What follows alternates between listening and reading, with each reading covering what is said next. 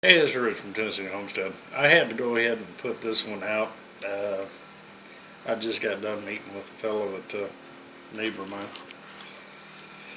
and he was bragging to me about uh, how he had just sold some 600-pound calves at auction and made himself $915 a head on average, and was pretty proud of that. He said, I was only into those calves about $200 a piece. He said, with all my cost. I started asking him, well, what was all your cost? He said, well, a little feed and hay, you know. And I said, how? I said, Dad, how do you get by with all that? So we started breaking it all, started looking at costs and stuff, and I kind of went through it with him, and I told him, I said, we took and looked at the mamas, what he ended up paying for them, and just took one cow. Let's just do one right now. Let's see if you made money or how much money you really made. So we went back and went down through his costs on the whole thing and broke out the because when you have a cow, of course, the price of mama, by the time she gets done putting calves on the ground for you, she's pretty spent. You're gonna get peanuts on her for a slaughter cow. Uh, but anyway, we broke the whole thing out, and he was right at about, between $385 and $400 in his costs, which shocked him. He said, well, that's double what I thought I was into it. He said, but yeah, you're right. He said, I have to pay to feed mama through the winter when the calf was in her belly and so forth. I said, yeah, it's all going to be thrown in there. It was all coming out of your pocket. So the part that really got to him is when we looked at how the pricing changed for larger calves. So basically what he actually walked away with, which is, he made money, but he didn't make $915 like he thought he did. He actually walked away with like $530, somewhere around there, which he was, less than thrilled. But when we broke out what if he would have known his actual costs and would have looked at the market and said, which way do I need to go here? I said, you can see that if you went ahead and left that calf out on pasture through next fall into early winter, you would probably have been looking at, according to that day's market prices, and actually heading into winter they should have went up. But, he would have looked at the difference in pricing from $915 a head to $2,025 a head. It's a pretty good jump.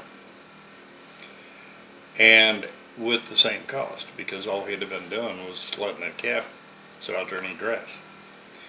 The difference is he made $530. At least he didn't lose money. But if he would have waited, used his cost analysis, there again, back to that cost, used the proper cost analysis, he could have seen, if I hold on to that animal for a little bit longer, let it put on more weight, now I've got a $1,640 profit. Yeah, that's triple what he actually made. Okay, know your cost. Know that if you have breeding stock out there, that cost of that breeding stock during the gestation period is coming out of your pocket. And the only way you're going to recoup that is to make sure you show that as cost on that animal so that you can make a good decision on when it's time to sell. If you'd have waited a little longer without any additional expense, he would have been far, far better off. He might have had to worm him one more time, but that cost of wormers nothing. So he would have been in pretty good shape. Kind of shocked him, the difference of what a little time and good decision making would have made for him. And I don't think he'll be making that same mistake twice. You know, a lot of guys, they know what the cattle market's doing about the time they take cattle into auction. Okay, that's not the way you play it. You stay on top of your pricing. It's a commodities game, and this is true with anything: goats, cows, sheep. You know, you need to pay attention to the markets. You need to know where you're at. So, way to make money. Here again, falls back on knowing your cost. And if you know your costs and you know where you're at, making the decision of, well, how much more would it cost me to, you know, run that animal's weight up some and see, you know, what extra cash I'm going to get out of it at that point. So, and that's true in, like I said, any livestock. You know, when you're talking sheep, goats, anything else, make sure you're getting all your costs included. You're paying for mama. You paid for mama. Keep that cost in mind. If she's going to give you, let's say a cow that's going to give you 10 to 11 calves, you need to divide that cost up. Now, granted, you're probably going to get $1,000, $1,100 out of her as a slaughter cow at the end of it all. So you discount her price by that much, and this is what she cost you to give you those calves. Know your cost. Same thing on your goats. Goats are a little better. Usually you get a couple of them. I prefer meat goats,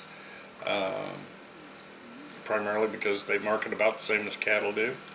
And you know, the nannies a lot of times will give you a couple of kids after, you know, on their second kidding. So they're a fast turn. You're not having to hang on to them as long. If you've got small acreage, you can still do goats and make money, make a profit. But you're going to have to pay attention to what the markets are doing and utilize that. On a very small homestead where you're limited on space, my recommendation would probably be to raise breeding stock.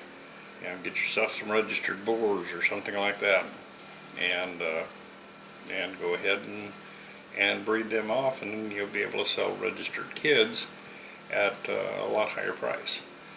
A lot of times, you know, you're not dealing then anymore with you know, the auction prices. You're dealing more with what the market would bear. Okay, and that's usually considerably more than what an auction price is. So keep those kind of things in mind. So goats and lambs and so forth, small acreage, go with the breeding stock. Your initial startup cost is going to be a little higher because you're going to have to pay the price of those breeding pair, but in the long run you'll make it back and then some. So one of the income streams with livestock is good breeding stock. Niche market your breeding stock, especially when it comes to lambs and goats. You can do much better with your farm-to-farm sales. You're going to turn a lot higher margin, which is going to give you some extra cash. But even in a standard commercial cow market, this fella here could have tripled his money. I mean, we're talking $500 as opposed to $600 or $1,600. Just by holding that off the market for a bit. I don't think you make the mistake twice. I'd like to make sure that you don't make this mistake the first time. Know your costs, look at your markets, and understand sometimes grass is free. You know, if you got decent pasture out there, let that animal stay out on pasture and do its thing. And put on the extra weight, do a little more growing, sell a mature animal for a lot more money.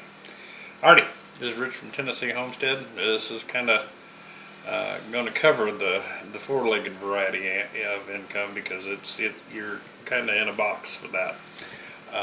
But we'll move on to some of the others: the poultry, the crafts, the skills, different things like that that'll help you out. Hope this finds you having a great day.